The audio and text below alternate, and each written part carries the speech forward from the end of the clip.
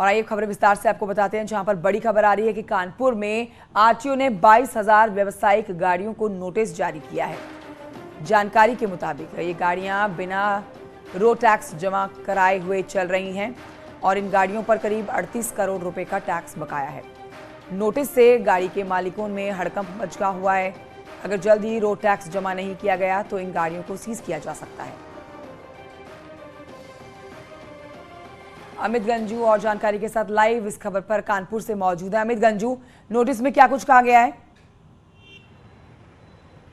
देखिए कंचन जी, मैं आपको बताना चाहूँगा कि कानपुर के परिवहन संभागीय परिवहन विभाग ने मार्च के एंड के आसपास एक लिस्ट तैयार की गई थी, जिसमें 22,864 लोग वो थे व्यवसायिक, जिसमें ऑटो, ई रिक्शा, लोडर, छोटा हाथी, ऐसे तमाम और मील ऑन व्हील करके ऐसे तमाम व्हीकल्स कानपुर में चलते हैं जिन्होंने अभी तक अपना टैक्स नहीं जमा किया। इसका जब पूरा असेसमेंट किया गया था तो 38 करोड़ 66,02,964 रुपये का टोटल बना, जिसके बाद अब ये एक लिस्ट तैयार की गई जिसमें 7 कर्मचारी लगाए गए कि इन 22,000 व्हीकल्स को पहले आइडेंटिफाई किया जाए, इनके एड्रेसेस पे इनको नोटिस सर्व कराया जाए। ऐसा माना जा रहा है कि 3 से 4 दिन में ये सब नोटिस सर्व हो जाएंगे और एक टीम वो लगाई गई है कि जो नोटिस के बाद भी इसका कंप्लाइंस न करे, उनकी गाड़ी सड़कों से जब्त करके और कार्यालय में खड़ी कर दी जाए, क्योंकि सरकार की रेवेन्यू को लॉस हो रहा है। 38 करोड़ रुपया का एक लंबी रकम होती है, जिसके बाद से परिवहन विभाग ने चाहे को सतर्कता दिखाई तो वहीं उन लोगों में भी हड़कंप मचा है जो टैक्स को ना जमा करके भी धड़ल्ले से शहर में, मैं अपने कैमरा मैन से कहूँगा आप कानपुर का दृश्य दिखाने की कोशिश करूंगा।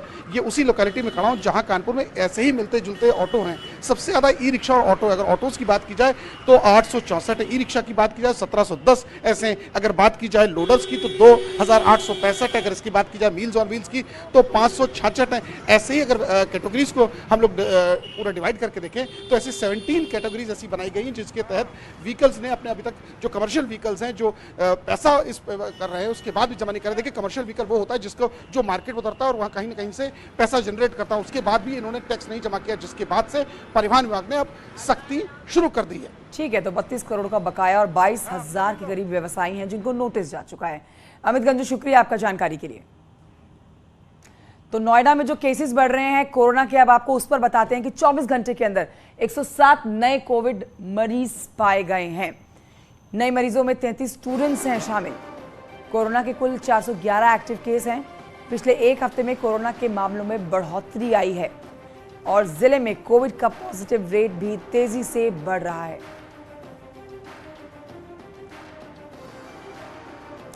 तो एक बार फिर से आपको बता रहे हैं कि किस तरह से 24 घंटे के अंदर 107 नए कोविड मामले, और इस बार जो कोविड का अटैक है वो सीधे तौर पर छोटे बच्चों के ऊपर है, क्योंकि ज़्यादा संख्या में 18 साल से कम उम्र के बच्चे हैं शामिल और भी कम उम्र के बच्चों को कोविड अपनी जद में ले रहा है। तो देखिए एक बड़ी खबर आ रही है गौतम बुद्ध नगर से, जहां पर 35 बिल्डरों की संपत्ति नीलाम होगी। करीब 500 करोड़ की संपत्ति होगी 35 डीलरों की, और जिला प्रशासन ने ई नीलामी के लिए लिस्ट भेजी है। तीनों अथॉरिटी को भेजी गई है प्रॉपर्टी की लिस्ट। ये बड़ी खबर अपने आप में। हिमांशु और जानकारी के साथ फोन लाइन पर मौजूद है। हिमांशु, 35 बिल्डर हैं जिनकी संपत्ति नीलाम होने वाली है। जी बिल्कुल, देखिए कंचन, आपको बता दें ये कुल बिल्डर की संख्या जो है वो 40 है। इनमें से कुछ लोग एनसीएलटी चले गए थे जहां पर ये दिवालिया घोषित हो गए थे। ऐसे में वो संख्या घटकर अब 35 हो गई और 35 बिल्डर पर करीब 500 करोड़ रुपए का बकाया है।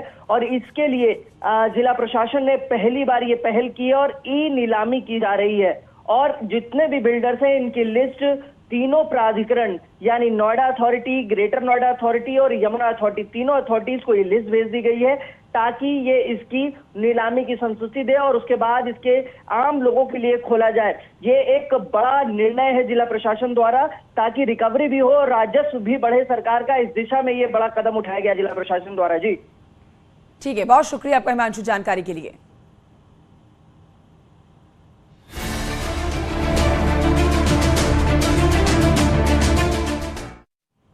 और आज की प्रदेश की सबसे बड़ी खबर, जहां पर सीएम योगी पूर्वी पाकिस्तान से विस्थापित हिंदू बंगाली परिवार के लोगों को तोहफा देने वाले हैं।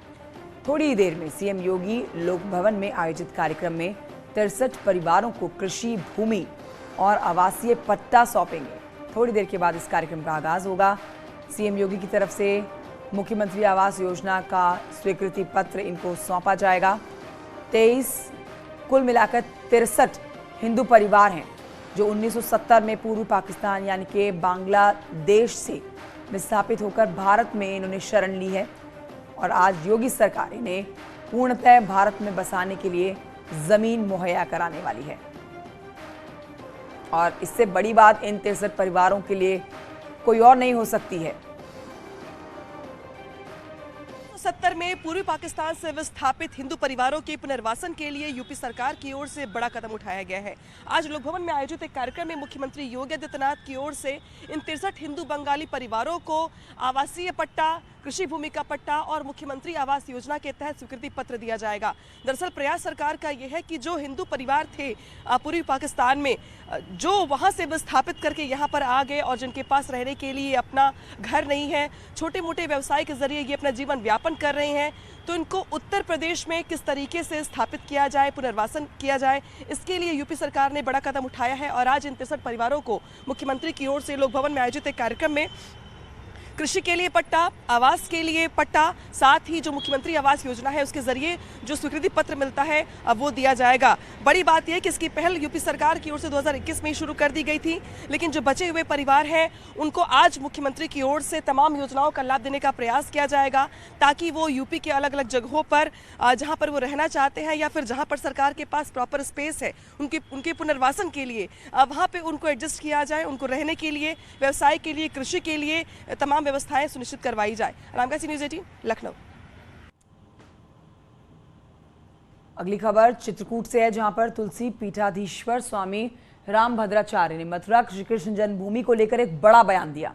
उन्होंने कहा कि जब तक श्री कृष्ण जन्मभूमि मुक्त नहीं होगा, जन्मस्थान मुक्त नहीं होगा, तब तक वो बिहारी जी के दर्शन नहीं करेंगे। उन्होंने कहा कि श्री कृष्ण जन्मभूमि को शाही ईदगाह के कब्जे से मुक्त कराने के लिए वो श्री राम जन्मभूमि की तरह आंदोलन चलाएंगे।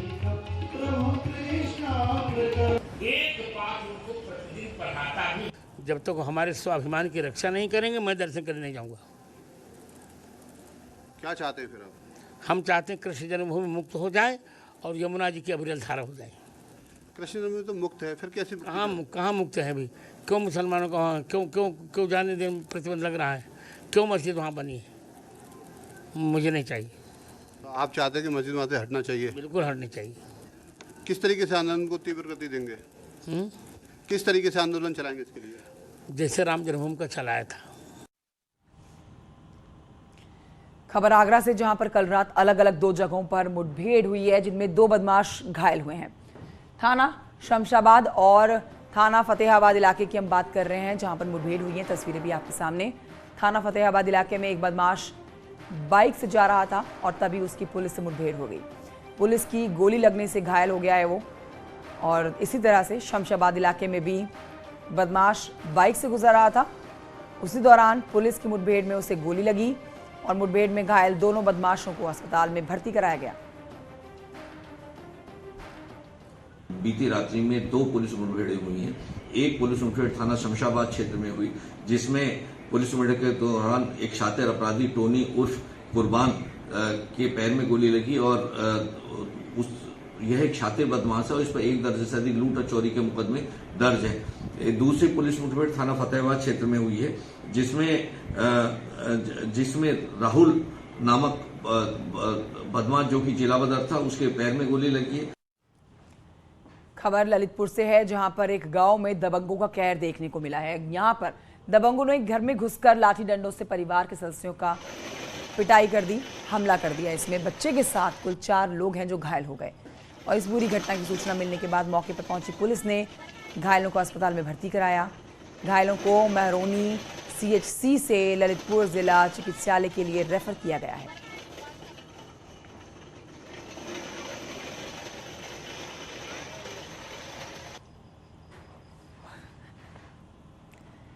ललितपुर के बाद देवरिया से खबर, जहां पर पुलिस ने लाखों रुपए की चोरी का खुलासा करते हुए चोरी के 23 लाख के जेवर 1,75,000 रुपए का कैश बरामद किया। और इस पूरे मामले में पुलिस ने सीतापुर जनपद के रहने वाले 4 चोरों को गिरफ्तार करके जेल में फेंका है। दरअसल गौरी बाजार थाना के क्षेत्र के एक गांव में 31 मार्च की रात को चोरी हुई थी और इस पूरे मामले में पुलिस ने अज्ञात चोरों के खिलाफ केस दर्ज किया था। पुलिस को सूचना मिली कि कुछ लोग चोरी की घटना को अंजाम देने की योजना बना रहे हैं। तभी गौरी बाजार पुलिस और जिले की एसओजी टीम ने 2 युवकों को धर दबोचा और इनकी निशानदेही पर 2 और बदमाशों को पकड़ा गया।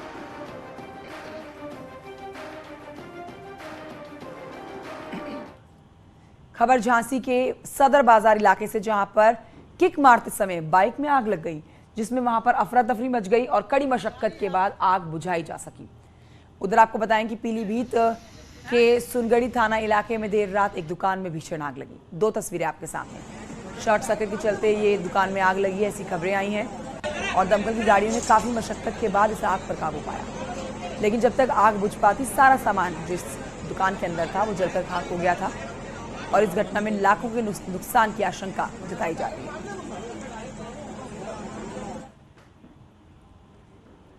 एक छोटे से ब्रेक के लिए रुकना होगा, जल्द लौट रहे हैं।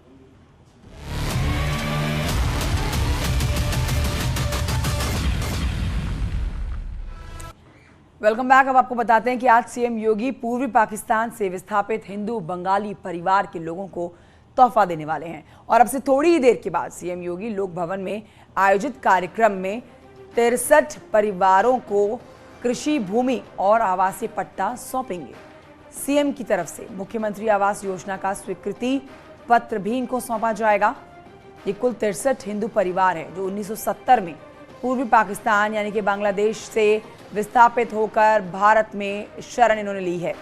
अनामिका मेरी सहयोगी और जानकारी के साथ इस खबर पर मौजूद हैं। अनामिका, ये 63 परिवारों के लिए बड़ी सौगात है जो भारत में आके अपने लिए जगह पाने वाले हैं आज, और मुख्यमंत्री योगी आदित्यनाथ थोड़ी देर के बाद इस कार्यक्रम को शुरू कर देंगे।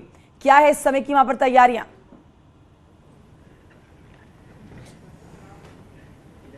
देखिए, बड़ी सौगात है ये, बड़ी राहत है ये उन लोगों के लिए जो सालों पहले पूर्वी पाकिस्तान से यानी बांग्लादेश से आकर के इंडिया में बसे और अलग अलग जगहों पर रह रहे थे।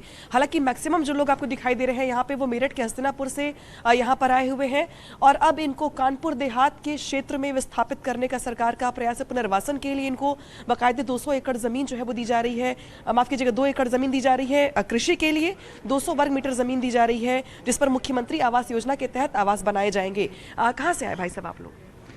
ऐसा है कि मैं बीजेपी सरकार को बहुत बहुत बधाई देता हूँ और धन्यवाद करता हूँ। इससे पहले जितने सरकार था वो सरकार हमारे प्रति ध्यान नहीं दिया। मैंने बहुत ही दरखास्त और बहुत ही इन लोगों के पास भगादौड़ी किया था। हमारे दादा भी, अनिल दादा भी, हम लोगों ने बहुत ही प्रयास किया था लेकिन कोई ध्यान नहीं दिया। कब आए आप लोग बांग्लादेश से, पूर्वी पाकिस्तान से? पाकिस्तान 1970 में आए हैं। 1970 में आकर के हम लोग ये मदन इंडस्ट्रीज लिमिटेड में हमें मतलब नौकरी दिया गया था। जब से ये 8884 में जब बंद हो गया था तब से हम लोग बहुत ही परिस्थिति दयनीय दशा में है।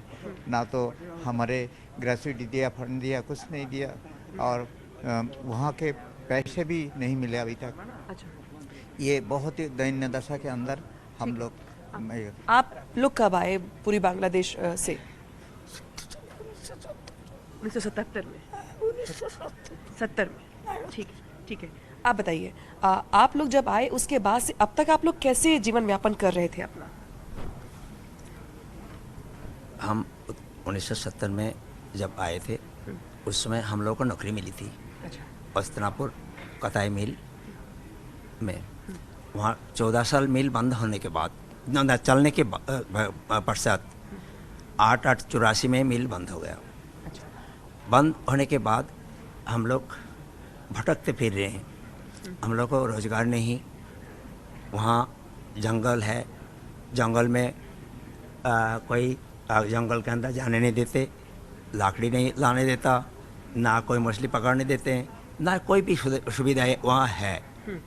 वहाँ से 10 किलोमीटर 15 किलोमीटर दूर जाके हम लोगों को काम करना पड़ता है। वो भी कोई काम किया 10 दिन, उसको 1 दिन 2 दिन के पैसे देते और पैसे भी नहीं मिलता। आज आप लोगों को यूपी सरकार की ओर से कृषि के लिए भूमि दी जा रही है, आवास के लिए भूमि दी जा रही है, किस तरीके से देखते हैं इसको और कितनी बड़ी राहत आप लोगों के लिए?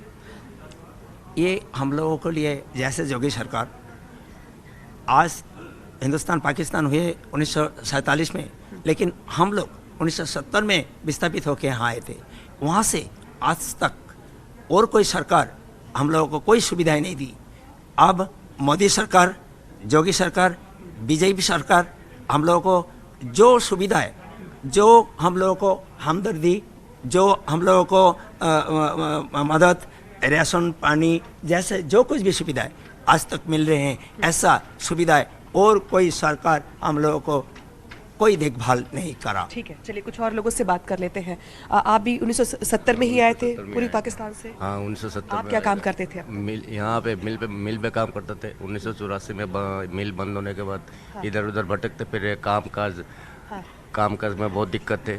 फिर बहुत सारे सरकार आए गए, हमारे कोई सुना ही नहीं। उसके बाद हमारे अनिल भैया जी ने हमारे पूर्वज मतलब बुजुर्गों ने जो प्रयास किया, उनके कारण हमारे ये जो योगी सरकार जी हमारे सुनवाई की है, तो हम उनके लिए उनके आभारी है। ठीक है। तो ये देखिए, बहुत सारे आपको फैमिलीज यहाँ पर दिखाई दे रही होंगी। सबकी तकलीफ यही है कि इतने सालों के बाद भी अब तक इनको रहने के लिए, इनके पुनर्वासन के लिए किसी भी सरकार ने इस तरफ सोचा नहीं, इस तरफ उनका ध्यान नहीं गया। लेकिन आज इतने सालों के बाद योगी सरकार की ओर से इन लोगों के लिए कदम उठाया गया और अब जा करके इनको कृषि के लिए भूमि दी जा रही है, आवास के लिए भूमि दी जा रही है। तो अब इनके बेहतर जीवन को लेकर के जो इनको उम्मीद दिखाई दे रही है, कम से कम उसमें आज यूपी सरकार एक बड़ा कदम उठाते हुए दिखाई दे रही है। बड़ी बात है कि देखिए पूरे हॉल में आपको ऐसी फैमिलीज दिखाई दे रही होंगी। कुल 63 परिवार है। आप सब लोग साथ में ही आए हुए हैं? हाँ सर। हाँ जी मैम। ये क्या दिया गया है आप लोगों को? ये पट्टा दिया गया सर। अच्छा, पट्टा दिया गया। और ये देखिए, अब मुख्यमंत्री योगी आदित्यनाथ इस कार्यक्रम में शामिल होने के लिए पहुंच भी गए हैं। साथ में आपको डिप्टी सीएम ब्रजेश पाठक दिखाई दे रहे हैं, डिप्टी सीएम केशव मौर्य दिखाई दे रहे हैं।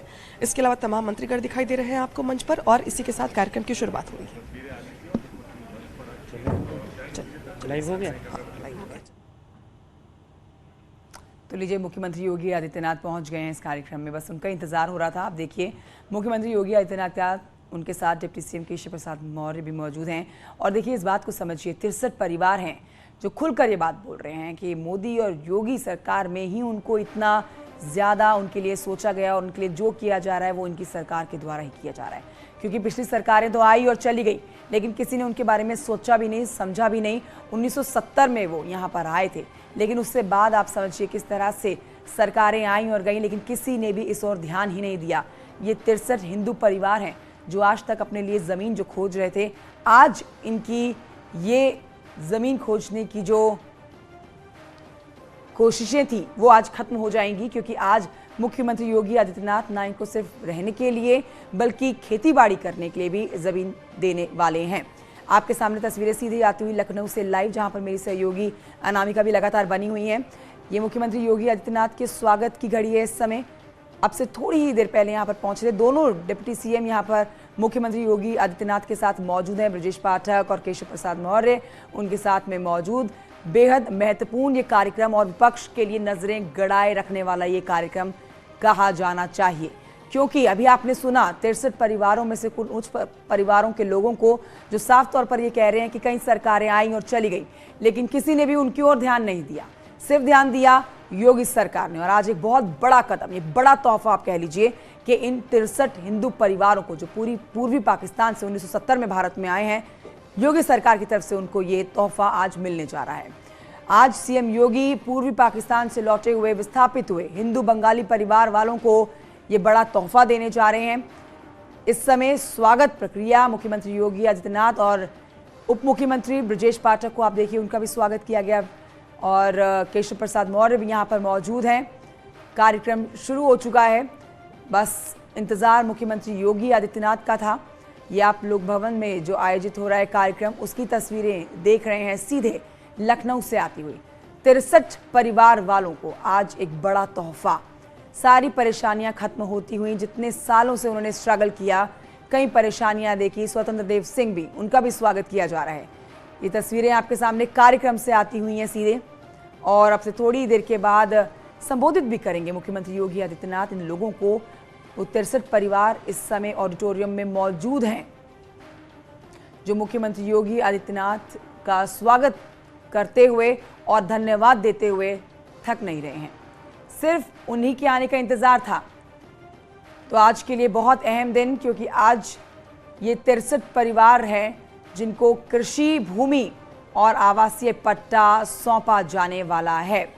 सीएम योगी की तरफ से मुख्यमंत्री आवास योजना का स्वीकृति पत्र भी इनको सौंपा जाएगा। इन लोगों के लिए बहुत बड़ा दिन, बहुत ही बड़ा दिन, महत्वपूर्ण पल आप कह लीजिए ये इस समय का गुजरने वाला, जहां पर कितने सालों से सोचा जा रहा था कि अपना एक आशियाना हो, अपनी एक जमीन हो, जो अब तक कोई सरकार पूरी नहीं कर पा रही थी। लेकिन अब योगी सरकार ने जिस तरह से इन लोगों के ऊपर ध्यान दिया, इनकी परेशानियों को समझा और उनके दर्द को दूर करने के लिए आज का जो दिन चुना गया है, जहां पर ये कुल 63 परिवार के लोग, इन दो तस्वीरों में आप देखिए इस पूरी खबर को। एक तरफ मुख्यमंत्री योगी आदित्यनाथ मंच पर मौजूद हैं, दोनों डिप्टी सीएम के बीच में, और दूसरी तरफ वो 63 परिवार जो इस समय इस ऑडिटोरियम में मौजूद, और कई लोग भावुक भी हैं इस पल में। मेरी सहयोगी जब कई परिवार के लोगों से बात कर रही थी तो शुक्रिया करते हुए थक नहीं रहे हैं ये लोग। इनका यही कहना है कि कई सरकारें जो आई और किसी ने उनके ऊपर ध्यान नहीं दिया, लेकिन इस बार जो हो रहा है इसकी ये उम्मीद छोड़ चुके थे, मगर योगी सरकार में ये आखिरकार हो गया। तो जो जमीन इनको दी जाने वाली है इन परिवारों को, उसमें न सिर्फ रहने बल्कि खेती बाड़ी करने के लिए, कृषि करने के लिए भूमि दी जाएगी। आवासीय पट्टा इनको सौंपा जाएगा। लगभग 5 लाख 5.5 लाख लाभार्थियों के आवास का शुभारंभ एक साथ किया गया है, परंतु यह कार्यक्रम थोड़ा उनसे अलग है। इस कार्यक्रम में माननीय मुख्यमंत्री जी ऐसे 63 परिवार आज आपके सामने हैं जो लगभग 38 वर्ष से एक लंबा संघर्ष कर रहे थे, और ये 1970 में बांग्लादेश से आने के बाद मदन सूत मिल एक मेरठ में था, जहां इनको रिहेबिलिटेशन के लिए रखा गया था। रिहेबिलिटेशन 2 तरीके से होते थे उस समय, फैक्ट्रीज में काम देकर और ज़मीन देकर। तो पहले इनको मदन सूत मिल में नौकरी दी गई, और मदन सूत मिल को लगभग 90 लाख रुपए भारत सरकार ने दिए कैपेसिटी एक्सपेंशन के लिए कि इन लोगों को वहाँ पे एडजस्ट करें। वो मिल खुद भी बंद हो गई 1984 में, और तब से लेकर आज तक ये लोग अपने पुनर्वासन की व्यवस्था के लिए शायद ही कोई समिति हो, विधानसभा की या विधान परिषद की या गृह मंत्रालय भारत सरकार का शायद ही कोई दफ्तर हो, जहां इन परिवारों ने जाकर और अपने इस मांग को नहीं रखा हो। लेकिन 38 वर्ष तक इनकी मांग पे कोई विचार नहीं हुआ। मैं ये भी एक आश्चर्य मुझे होता है कि इतने लंबे समय तक इन्होंने अपने उम्मीद को नहीं खोया और लगातार इस बात पे लगे रहे। इनकी क्या कहानी है ये इनकी आप बीती आप इनकी जुबान से ही सुनेंगे, और ये चीज़, ये बैकग्राउंड इस कार्यक्रम को और कार्यक्रमों से थोड़ा अलग बना देता है। इस पुनर्वासन की व्यवस्था में माननीय मुख्यमंत्री जी के आदेश से इन्हें 2 एकड़ ज़मीन खेती के लिए कानपुर में दिया जा रहा है। आज की तारीख में ये लोग हस्तिनापुर में रहते हैं, मेरठ में, वहाँ से ये आएंगे कानपुर में, और 200 स्क्वायर मीटर की ज़मीन पट्टे के लिए दी जा रही है, और माननीय मुख्यमंत्री आवास योजना से 1,20,000 रुपये इन्हें आवास बनाने के लिए भी दिए जा रहे हैं। इनकी खेत को अच्छा करने के लिए, सिंचाई सुविधा पैदा करने के लिए उस पर मनरेगा से भी योजनाएं स्वीकृत करके और इनके लिए कार्य किया जाएगा। माननीय मुख्यमंत्री जी, अब मैं अनुरोध करना चाहूँगा इनमें से 2 प्रतिनिधियों से। एक श्री अनिल विश्वास हैं जो इनके टीम लीडर के रूप में इनके साथ लगे रहे लगभग पिछले 30-35 सालों से, वो अपनी आप बीती आपके सामने रखेंगे। श्री अनिल विश्वास।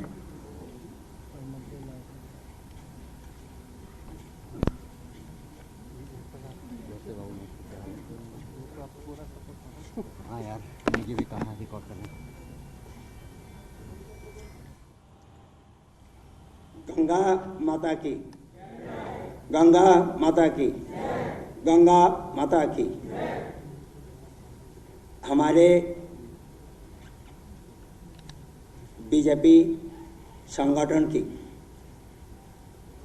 हमारे प्रधानमंत्री मोदी जी की नेतृत्व में हम लोग जैसे एक संगठित होकर हम इस जो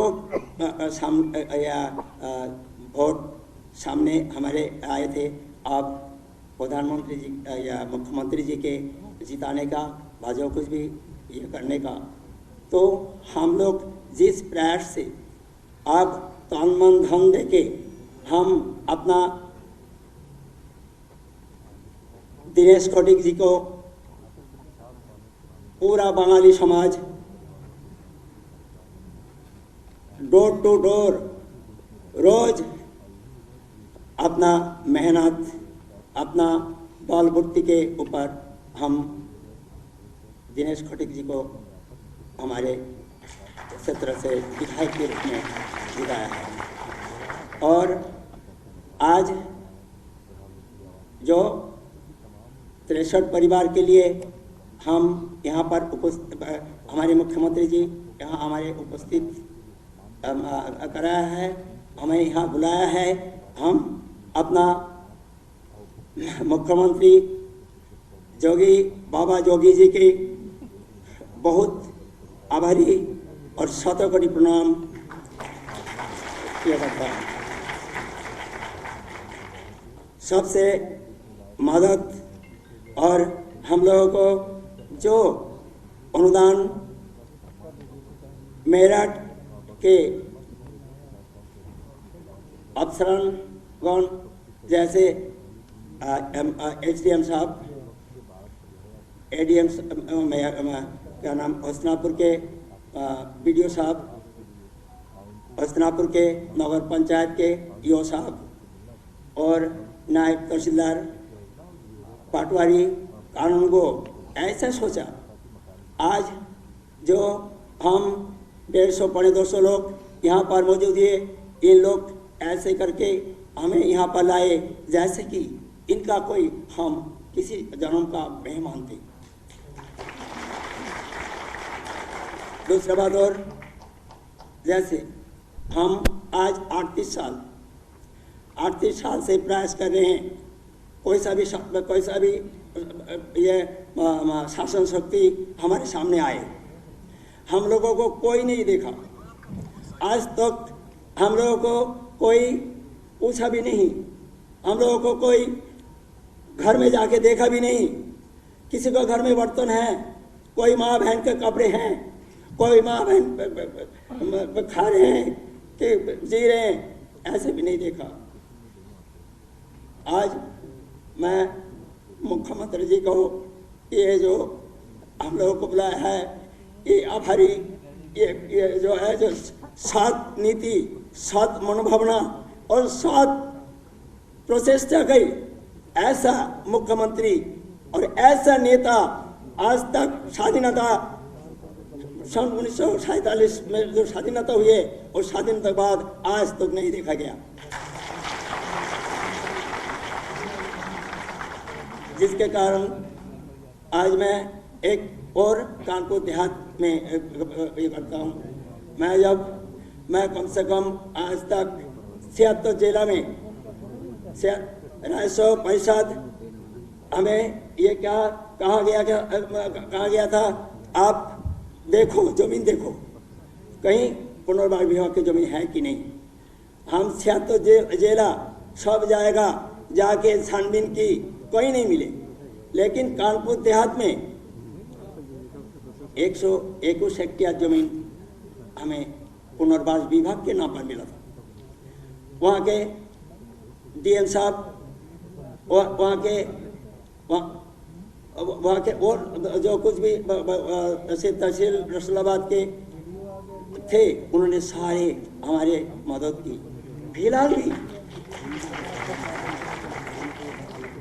फिलहाल भी जो SDM साहब वहाँ के हैं, वहाँ के जो BDO साहब हैं, वहाँ के ADO साहब हैं, वहाँ के नायब साहब, तहसीलदार जी और पाटवारी कानगो साहब, ऐसे जैसे हम लोगों को गोद लिया, जैसे आदमी लोग गोद लेते हैं, इस तरीके से हम लोगों को वहाँ पर जमीन भी दिखाए। उस तरीके से हम लोगों को आगे ये करने का उन्होंने सहायता करने का भी मौका और सहायता करने का मतलब आश्वासन भी दिया है। इसमें हम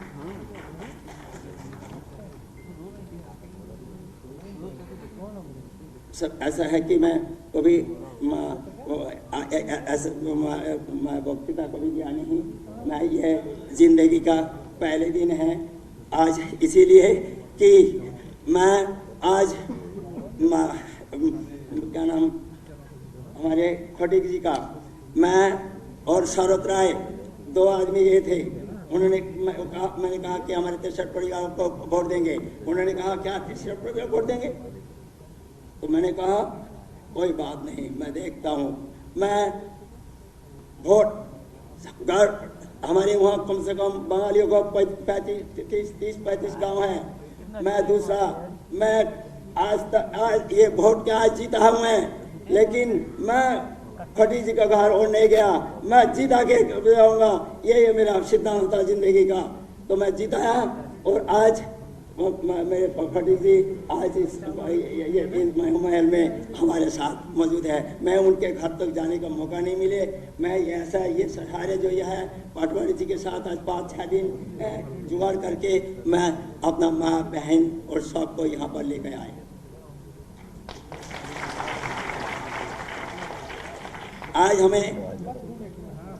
आज हमारे दिल जैसे मोदी जी कहते थे 56 इंच होनी चाहिए। तो मैं आज ये बीजेपी पार्टी के इस दर्जा पे खड़ा होके मैं इतना मेरा हौसला और इतना मेरा छाती बढ़ गए, मैं 56 इंच हो गया।